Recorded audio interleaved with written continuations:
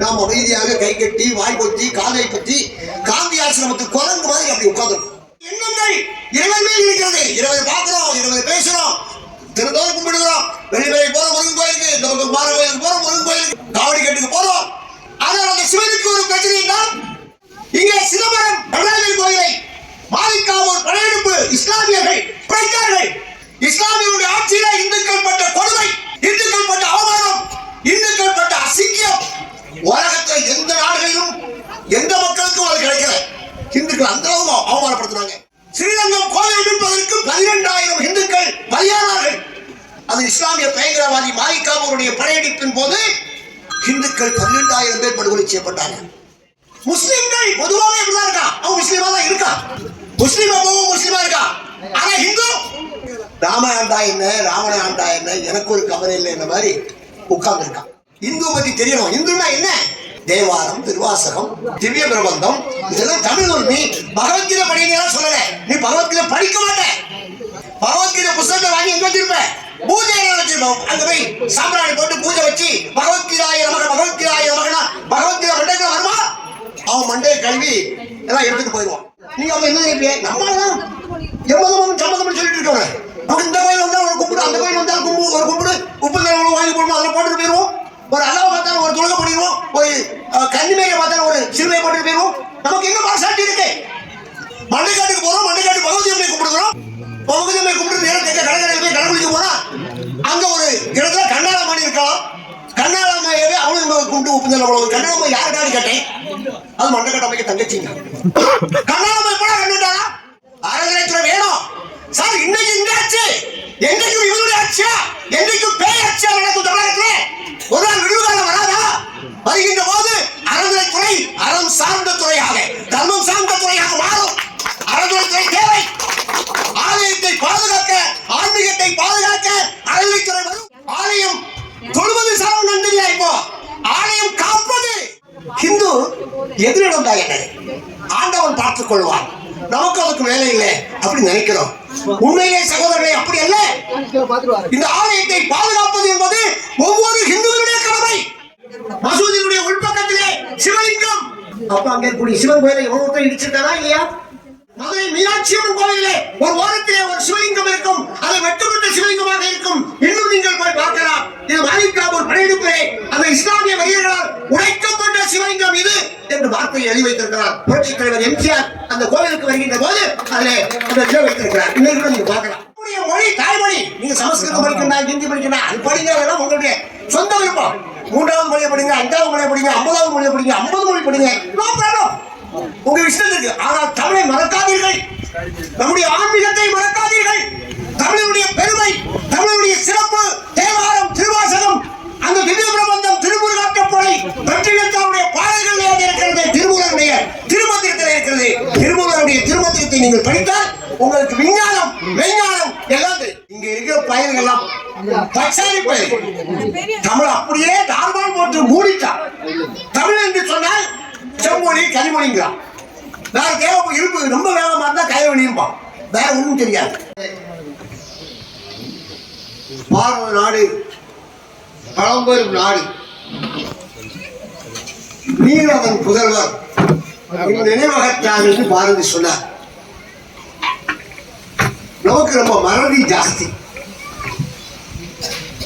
ஹிந்துக்களுக்கு மறதி தான் ரொம்ப அதிகம். அதனாலதான் இத்தனை இடர்பாடுகள். உண்மையிலேயே இந்த வீராணி கோவிலுக்கு வந்து சாமி கும்பிட்டதோட ஐயா புலவர் அவர்களுடைய பேச்சை கேட்கக்கூடிய ஒரு நல்ல ஒரு வாய்ப்பு கிடைத்தது. அதுக்கப்புறம் யாரும் பேசக்கூடாது. அந்த அளவுக்கு ஒரு ஆன்மீகம், அந்த அளவுக்கு ஒரு தெளிவு. தமிழ் வாழ்க, தமிழ் வாழ்கன்னா தமிழ் எப்படி வாழும்? நம்ம போர்டுல தமிழ் வாழ்க்கைன்னு எழுதி போட்டா தமிழ் வாழுமா? தமிழில் இருக்கக்கூடிய செய்திகள், தமிழில் இருக்கக்கூடிய பாடல்கள், இதெல்லாம் மக்களுக்கு போய் சேர்ந்தா தமிழ் வாழும். தேவாரத்தை, திருவம்பாவையை, திருவாசகத்தை, இதையெல்லாம் திருமூலருடைய திருமந்திரத்தை இதையெல்லாம் மேற்கோள் காட்டி பேசினார். இதெல்லாம் சமஸ்கிருதம் அல்ல, இதெல்லாம் தமிழ். முன்பெல்லாம் படிக்கின்ற போது நாலடியார், 10 பாட்டு, 8 தொகை இதெல்லாம் இருந்தது. இப்ப நாலடியாரும் இல்லை, 10 பாட்டும் இல்லை. இந்த தமிழ் காவியங்களை, தமிழ் பக்தியை, தமிழுடைய பாடல்களை, புறநானூறு 400 பாடல்களை, அகநானூறு பாடல்களை மக்கள் படிப்பார்களே, ஆனால் அதனுடைய இறுதி ஆன்மீகத்தில் போய் முடியும். நாம் ஆன்மீகத்தை தேட வேண்டியதல்ல, ஆன்மீகம் அதை சொல்லும். நம்முடைய இதிகாசங்களிலே, புராணங்களிலே, நம்முடைய தமிழ் வேதங்களிலே இருக்கக்கூடிய அந்த பாடல்கள், பாடல்களுடைய பொருள்கள் இந்த மக்களுக்கு தெரிந்தால் தமிழன் வாழ்வார். சார் சொன்னாங்க, கந்த சஷ்டி பாடல் தெரியுமா? அதுல ஒரு 2 வரிய சொல்லிட்டு சொன்னாங்க. நமக்கு தெரியல, நமக்கு தெரியாது. விநாயகர் அவன் நமக்கு அது எங்கேயோ விநாயகரை வந்து கேள்விப்பட்டிருக்கோம், அம்மையார் சொன்னதாட்டு சொல்றாங்க, ஆனால் நமக்கு தெரியாது. அவர் எப்போ நமக்கு நம்முடைய விநாயகரையோ, கந்த சஷ்டியையோ, நம்முடைய சிவபுராணத்தையோ யாராவது குறை சொன்னால் நமக்கு எப்படி கோபம் வரும்? ஒண்ணு வராது, ஏன்னா நமக்கு ஒண்ணும் தெரியாது. சரி, சிவனை பற்றி தெரியுமா? சிவனுடைய பெருமையை பற்றி தெரியுமா? சிவனை பற்றியும் தெரியாது, ஜீவனை பற்றியும் தெரியாது. நம்முடைய நோக்கம் சித்தம் போக்கு, சிவம் போக்குன்னு சொல்லிட்டு இருக்கான். அதுக்கே பெரிய பொருள் உண்டு. ஆனால் நம்முடைய மதத்தை பற்றி, நம்முடைய தன்மையை பற்றி, நம்முடைய கலாச்சாரத்தை பற்றி, நம்முடைய பண்பாட்டை பற்றி, நம்முடைய வேதங்களை பற்றி நமக்கு தெரியாத போது எப்போ அது பாதிப்பு அடைந்தது என்று சொன்னால் நமக்கு எப்படி கோபம் வரும்? கந்த சஷ்டியை ஒருத்தர் வந்து ரொம்ப மோசமான நூல், ஆபாச நூல் சொன்னார். தமிழகத்தில் எல்லாரும் கொதித்தெழுந்தார்கள். யூடியூபர்லாம் இஷ்டத்துக்கு பேசுறாங்க. ஆனா இந்துக்கள் கொஞ்சம் சிரித்தெழுந்த உடனே அது அடங்கி போச்சு. இப்ப திருப்பரங்குன்றம் அது முருகனுடைய மலை. காவடி கட்டு 3ஆம் தேதி காவடி கட்டு திருவிழா திருச்செந்தூர் போவோம். அதுவும் ஒரு படை வீடு. அந்த முருகனுக்கே ஆபத்து வந்தால் கூட நாம் அமைதியாக கை கட்டி, வாய் பொத்தி, காலை பற்றி காந்தி ஆசிரமத்து குரங்கு மாதிரி அப்படி உட்கார்ந்துருக்கும். நமக்கு உணர்வுகள் மேம்படவில்லை. உணர்வுகள், நம்முடைய எண்ணங்கள் இறைவன் மேல் இருக்கிறது. இறைவனை பார்க்கிறோம், இறைவனை பேசுறோம், திருந்தோறு கும்பிடுகிறோம், வெளிமலை போறோம் முருகன் கோயிலுக்கு, இந்த பக்கம் குமார கோயிலுக்கு போறோம், முருகன் கோயிலுக்கு, காவடி கட்டுக்கு போறோம், நோன்பு இருக்கிறோம், விரதம் இருக்கிறோம். ஆனால் அந்த சிவனுக்கு ஒரு பிரச்சனை என்றால், சிவனுடைய மிகப்பெரிய ஆலயம் காசி விஸ்வநாதர் ஆலயம். இங்கே தெற்கே இருக்கக்கூடிய மக்கள் எல்லாம் காசி நோக்கி பிரயாணம் செல்வார்கள் புனிதம் வேண்டி. வடக்கே இருக்கக்கூடிய மக்கள் எல்லாம் புண்ணியம் தேடி ராமேஸ்வரத்துக்கு வருவார்கள். ராமன் வழிபட்ட ஈஸ்வரனை நாமும் வழிபட்டு செல்வோம். அந்த தீர்த்தத்திலே நாமும் மூலிகை எழுந்திருப்போம், நமக்கு நல்லது நடக்கட்டும் என்று. ஆனா அந்த காசி விஸ்வநாதர் ஆலயத்தையே அடித்து அவமானப்படுத்தி சிதைத்து சின்னாபின்னமாக்கின்ற போது நாம் என்ன செய்து கொண்டிருந்தோம்? அங்கே இருந்தவர்கள் போராடினார்கள். இங்கே சிதம்பரம் நடராஜர் கோயிலை மாலிகாவூர் படையெடுப்பு இஸ்லாமியர்கள் உடைத்தார்கள். இங்கே இருக்கக்கூடிய திருப்பரங்குன்றம் முருகன் கோவில், மதுரை மீனாட்சி அம்மன் கோவில், ஸ்ரீரங்கம் கிடந்தது இறைவனே இல்லாமல். இதுக்கெல்லாம் காரணம் இஸ்லாமியர்கள். இஸ்லாமியருடைய ஆட்சியில இந்துக்கள் பட்ட கொடுமை, இந்துக்கள் பட்ட அவமானம், இந்துக்கள் பட்ட அசிங்கம் உலகத்தில் எந்த நாடுகளிலும் எந்த மக்களுக்கும் அது கிடைக்கல. இந்துக்கள் அந்த அளவு அவமானப்படுத்தினாங்க. ஸ்ரீரங்கம் கோவிலை மீட்பதற்கு 12,000 இந்துக்கள் பலியானார்கள். 12,000 எண்ணி பாருங்க. ஒரு கோவிலை மீட்பதற்கு அது இஸ்லாமிய பயங்கரவாதி மாலிகாவுடைய படையெடுப்பின் போது இந்துக்கள் 12,000 பேர் படுகொலை செய்யப்பட்டாங்க. இன்னைக்கு அங்கே முருகன் கோவில், திருப்பரங்குன்றத்தில் ஒரு முருகன் கோவில் நல்லதா போயிட்டு இருந்தது. எவன் பண்ண பாடம் இல்லை. அதுல போய் பச்சை பெயிண்ட் அடிச்சு இது அல்லாவுக்கு சொந்தங்கிறான். சிக்கந்தருக்கு ஏற்கனவே கோரிப்பாளையத்தில் சமாதி இருக்கு. இவன் முருகன் கோயில் தான் சமாதிங்கிறான். ஒரு அமைச்சர், ஒரு முஸ்லீம் அமைச்சர் நவாஸ்கர், நீங்க எந்த கட்சியில இருக்கிறீங்கன்னு எனக்கு தெரியாது. ஆனா அந்த டிஎம்கே நினைக்கிறேன் நவாஸ்கர். அந்த நவாஸ்கரி அது படிக்கட்டுல போய் பிரியாணி சாப்பிடலாம், சிக்கன் பிரியாணி. ஒரு முருகன் கோயில் இருக்கு, மேல கைலாசநாதருடைய கோயில் இருக்கு, மச்ச முனிவருடைய அங்க ஒரு தடாகம் இருக்கிறது. அந்த கோவில்ல மம்புடியா போய் நிக்கிறான். அவன் அந்த ஒரு எம்பி இல்லை. முஸ்லிம்கள் பொதுவாகவே இப்படிதான் இருக்கான். அவன் முஸ்லீமா தான் இருக்கான். முஸ்லீம் அப்பவும் முஸ்லீமா இருக்கான். ஆனா ஹிந்து ராம ஆண்டா என்ன, ராவண ஆண்டா என்ன, எனக்கு ஒரு கவலை இல்லை என்ற மாதிரி உட்கார்ந்து இருக்கான். உண்மையிலே சகோதரர்களே, இந்துக்கள் சிறுத்தர வேண்டும். இந்துக்களுடைய உணர்வுகளை மேம்படுத்தப்பட வேண்டும். எப்ப மேம்படுத்தப்பட முடியும்? இந்து பற்றி தெரியணும். இந்துன்னா என்ன? தேவாரம், திருவாசகம், திவ்ய பிரபந்தம், இதெல்லாம் தமிழ் நூல். நீ பகவத்கீதை படிக்கலாம் சொல்லல. நீ பகவத்கீதை படிக்க மாட்ட. பகவத்கீதை புத்தகத்தை வாங்கி எங்க வச்சிருப்ப? பூஜையில வச்சிருப்போம். அங்க போய் சாம்பிராணி போட்டு பூஜை வச்சு பகவத்கீதாய நமக பகவத்கீதாய நமகனா பகவத்கீதை மண்டைக்குள்ள வருமா? அவன் மண்டையை கழுவி எல்லாம் எடுத்துட்டு போயிடுவான். உங்களுக்கு ஸ்ரீகிருஷ்ணனை பத்தி சொல்லுகின்ற போது ஏசு கிறிஸ்து அந்த பைபிள்ல சொல்றாங்களா, கிருஷ்ணர் வேற கிறிஸ்து வேற இல்ல. அவரு மாடு மேய்க்க இடத்துல பிறந்தாரு, இவரு ஆடு மேய்க்க இடத்துல பிறந்தாரு. அவருக்கு வாரிசு தான் யாரு? அவருக்கு அவதாரம் தான் கிறிஸ்துன்னு சொன்னா அப்படி பைபிள் எழுதிச்சுன்னா நீங்க அப்ப என்ன நினைப்பீங்க? நம்மளாலதான் எம்மதமும் சம்மதம் சொல்லிட்டு இருக்கவங்க.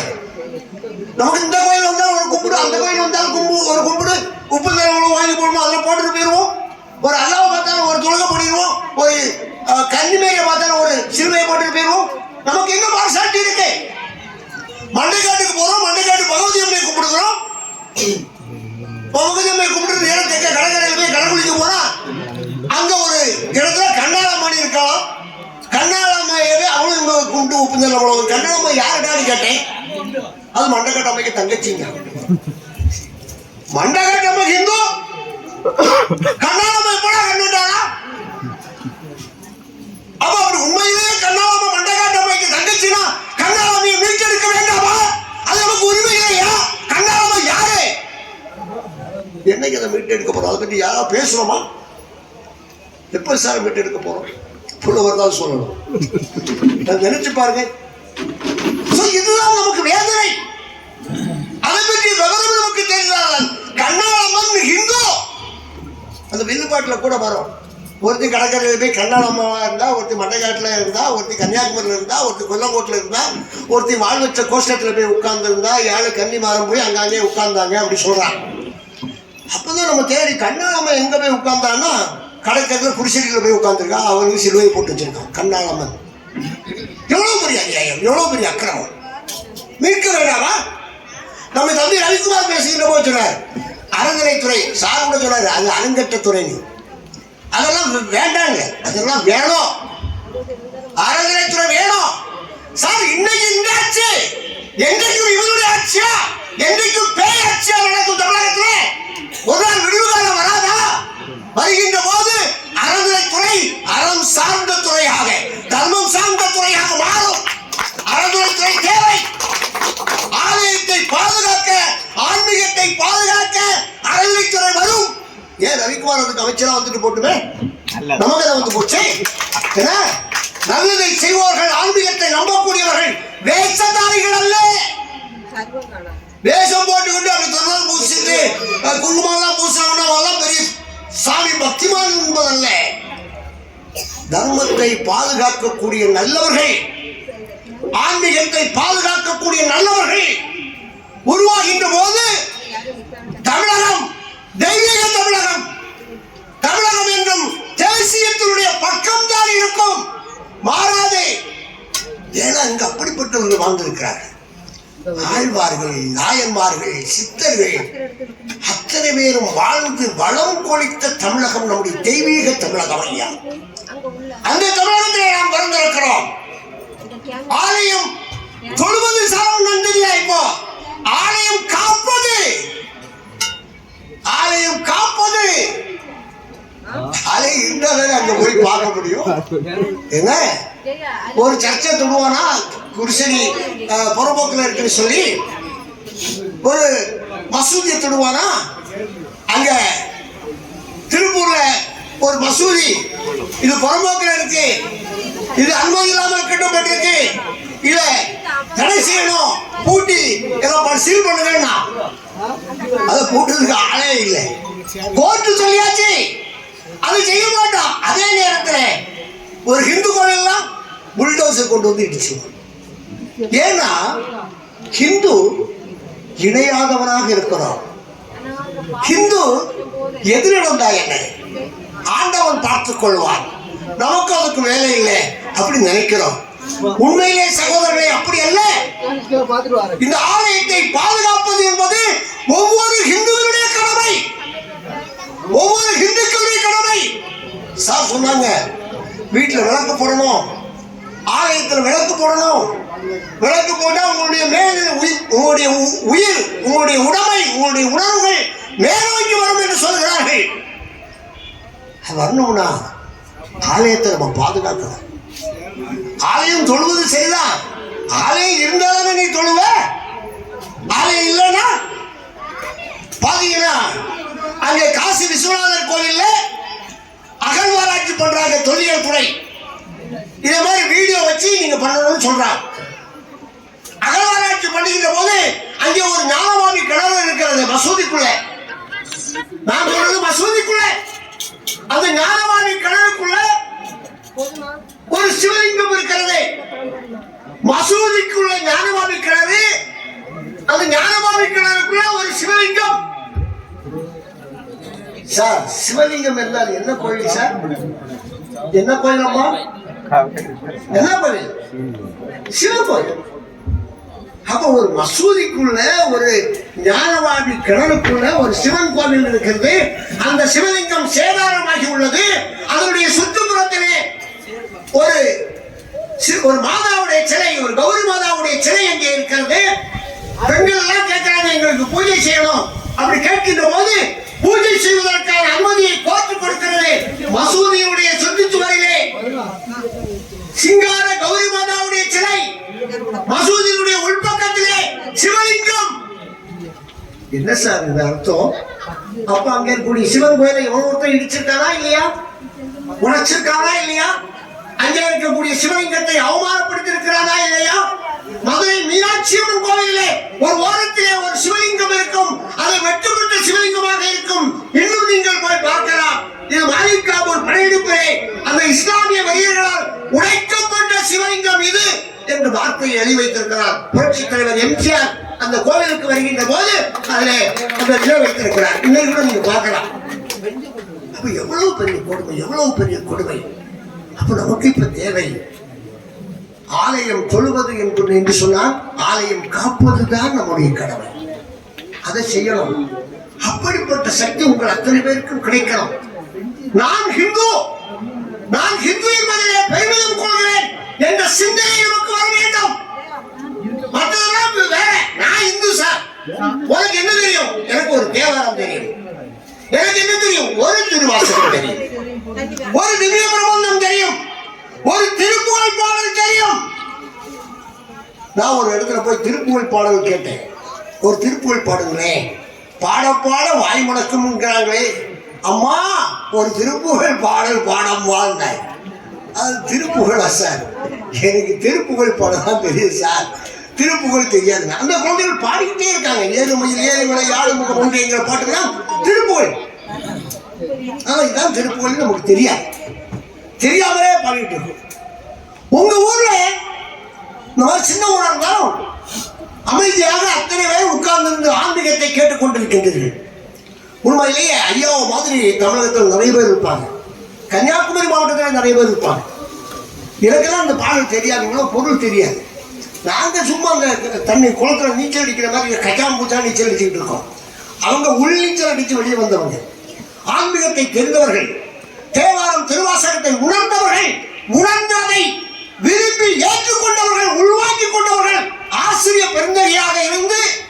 அப்ப இவங்க இப்பவே இப்படி பேசுறாங்கன்னா பள்ளிக்கூடத்தில் என்ன பேச்சு பேசியிருப்பாங்க? ஆன்மீகத்தை எந்த அளவுக்கு சொல்லி கொடுத்திருப்பாங்க? ஆன்மீகத்துல சார் தமிழ் தமிழை சொல்லி கொடுத்திருப்பாங்க. இவங்க யாருக்கு தமிழ் தெரியும்? கேட்டா தமிழே தெரியாது. அவங்க சார் சொன்ன மாதிரி மம்மி டாடினால அங்க மரியாதை, அம்மான்னு சொன்னா அதுக்கு மரியாதையே இல்லை. அம்மாவா அது சும்மா இல்லையா அப்படி சொல்லிட்டு போயிட்டே இருப்பாங்க. ஆகையினாலே சகோதரர்களே சகோதரிகளே, நம்முடைய மொழி தாய்மொழி. நீங்க சமஸ்கிருதம் படிக்கணும், ஹிந்தி படிக்கணும், அது படிங்க, அதெல்லாம் உங்களுடைய சொந்த விருப்பம். 3வது மொழியை படிங்க, 5வது மொழியை படிங்க, 50வது மொழியை படிங்க, 50 மொழி படிங்க, நோ ப்ராப்ளம், உங்க இஷ்டத்திற்கு. ஆனால் தமிழை மறக்காதீர்கள், நம்முடைய ஆன்மீகத்தை மறக்காதீர்கள்.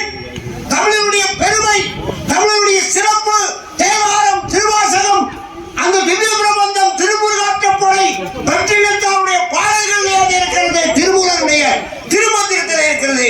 திருமூலருடைய திருமந்திரத்தை நீங்கள் படித்தால் உங்களுக்கு விஞ்ஞானம் மெய்ஞானம் எல்லாம் தெரியும்.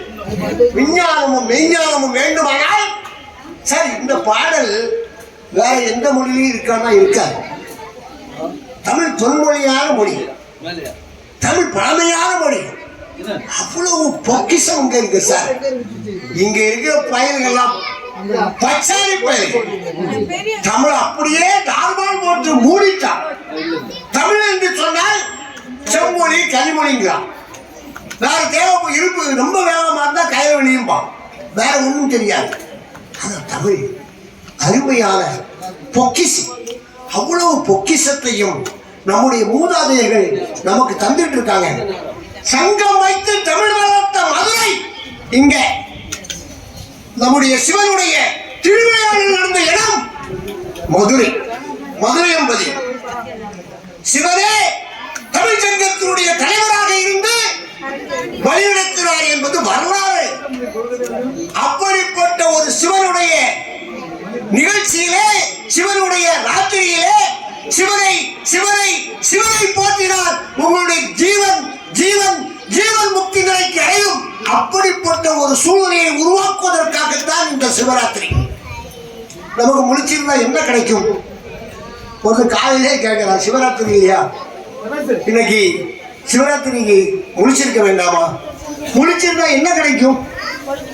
அல்வா கிடைக்கும் தான் போவான். என்ன எனக்கு உங்களுக்கு முழிச்சிருந்தா ஆளுக்கு ஒரு வேக்சின் டவல் தாரான்னா போவான். அது கூட போக மாட்டான். டாஸ்மாக் கிடைக்குன்னா என்ன செய்வான்? போவான். தமிழரை திறங்கட்டமாக ஆக்கிவிட்டு ஆலயத்தை கட்டினார்கள், ஆன்மீகத்தை வளர்த்தார்கள், கல்விச்சாலைகளை திறந்தார்கள். இன்று தெருவுக்கும் டாஸ்மார்க்கை திறந்து வைத்து நம்முடைய மக்களை எல்லாம் இல்லாமல் ஆக்கி கொண்டிருக்காங்க. இவன் ஒண்ணு சிந்திக்க முடியாது. ஏற்கனவே இவன் சிந்திக்க மாட்டான். மரமண்டமாக உட்கார்ந்து இருப்பான். அவனுக்கு தண்ணியை பார்த்தாச்சுன்னா கோந்து குப்பரை படுத்து கிடப்பான். ஸோ ஆகிய நாங்கள் சகோதரிகளே, நாம் தான் நம்முடைய தர்மத்தை பாதுகாக்க வேண்டும். தர்மத்தை பாதுகாக்கக்கூடிய சக்தி நமக்கு இருக்கிறது. ஆகையினாலே இந்த சிவராத்திரி அன்றைக்கு அத்தனை பேரும் உறுதி எடுத்துக் கொள்ளுங்கள். நம்ம தமிழுடைய வேதங்களை எல்லாம் படிப்போம்.